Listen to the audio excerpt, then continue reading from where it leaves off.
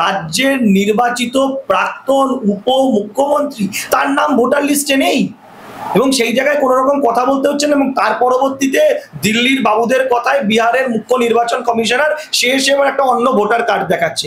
আমি যদি এই কথাতেই যাই, আরজেডির দলের আমি কেউ নই, আমি তাদের মুখপাত্র নই, কিন্তু একটা যোগ্য নাগরিক হিসাবে বলছি, কারণ আজকে ওই ঘটনাটা ওখানে ঘটেছে, কালকে ঘটনা এখানে ঘটতে পারে, আজ কালকে আমার সাথে ঘটতে পারে। এসআইআর কি হতে পারে এই বাংলায়?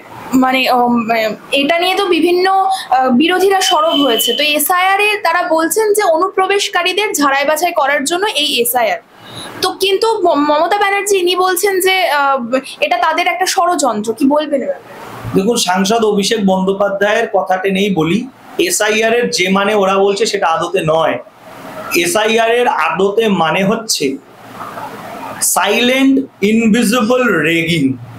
কেন বলছি?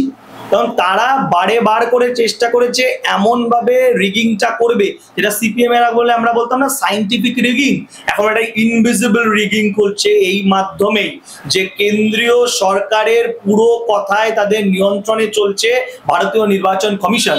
এবং সেই নির্বাচন কমিশনে আমরা দেখতে পাচ্ছি একের পর এক এমন সিদ্ধান্ত যে যেখানে যে টার্গেটেড গ্রুপ অফ ভোটার্স রয়েছে আপনি সেখানে ভাগ করুন।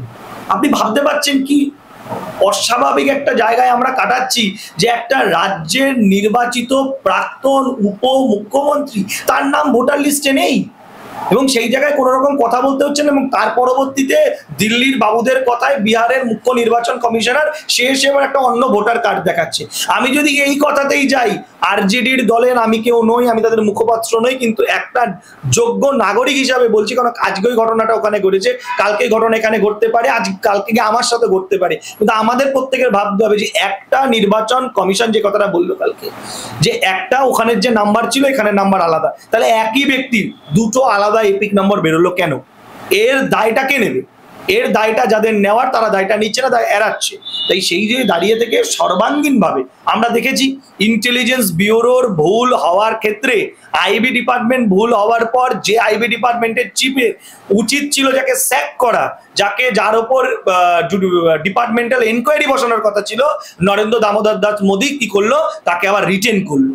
ঠিক তেমনি ভাবে যে নির্বাচন কমিশনের উচিত ছিল নিরপেক্ষভাবে পুরো বিষয়টা কাজ করা। আমি তো বলেছি, আমি এর আগেও বলেছি, আমি আজকেও বলছি, একজনও যদি অনুপ্রবেশকারী থেকে থাকে, অযোগ্য অবৈধ লোক থেকে থাকে, আপনি খুঁজে বের করুন, আপনি তাকে বের করে দিন, আমাদের তাতে সমস্যা নেই। কিন্তু আপনি এই অযোগ্য যজ্ঞের ভিড়ে, এই অনুপ্রবেশকারী আর আমাদের নাগরিক এগুলোর ভিড়ে আপনি যদি সাধারণ মানুষকে হয়রানি করবার চেষ্টা করেন, আপনি যদি সাধারণ মানুষের মধ্যে সমস্যা তৈরি করার চেষ্টা করেন, বাংলার শান্ত মাটিটাকে যদি অশান্ত করবার চেষ্টা করেন, আপনি মনে রাখবেন এখানে তৃণমূল কংগ্রেস আছে। আরেকটা বিষয় আমি আপনাকে বলি, আদতে এই কেন্দ্রীয় সরকার তাদের যে একটা সরকারের যে জিনিসটা করবার কথা, সাধারণ মানুষের জীবনশৈলীকে উন্নত করবার কথা, সাধারণ মানুষের রুটি কাপড়া মাকান এটাকে নিশ্চিত করবার কথা, সেইগুলোতে না করে এগুলো করাতে তারা সক্ষমভাবে সর্বতভাবে ফেল হয়েছে।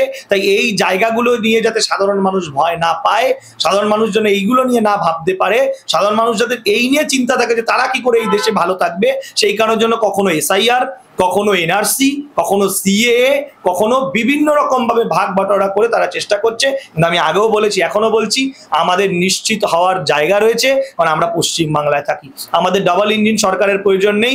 আমাদের একজন রয়েছে মমতা বন্দ্যোপাধ্যায়, যিনি পথ দেখান, আমাদের অভিষেক বন্দ্যোপাধ্যায় আছে, যিনি সামনে দাঁড়িয়ে থেকে, সামনের সারিতে থেকে নেতৃত্ব দিয়ে আমাদেরকে এগিয়ে নিয়ে যাবে। আমাদের ভয় পাওয়ার কিছু নেই। কিন্তু গোটা ভারতবর্ষের মধ্যে দাঁড়িয়ে, যেটা অমর্ত্য সেনও বলেছেন, আপনারা জানবেন যে প্রত্যেক ভারতবাসীর কিন্তু যোগ্য ভারতবাসী যারা এখানকার নাগরিক, আমাদের প্রত্যেকের যে নাগরিক কর্তব্যের পাশাপাশি যে নাগরিক যে কর্তব্যটা আমরা পালন করার পাশাপাশি যে জায়গাটা আমাদের পাওয়ার কথা, যে দায়িত্বটা আমাদের উপর সরকারের বর্তায়, সেখানে কিন্তু আমাদের নিশ্চয়তা করতে হবে। এবং সেই কথাটা আমরা এর আগেও চেষ্টা করেছি কেন্দ্রীয় সরকার নরেন্দ্র মোদীর ওপর যে করানোর, এবং আগামীতেও তৃণমূল কংগ্রেস একমাত্র রাজনৈতিক দল যারা ভারতীয় জনতা পার্টিকে বোঝাতে পারবে যে তাদেরকে এই কাজটা করবে।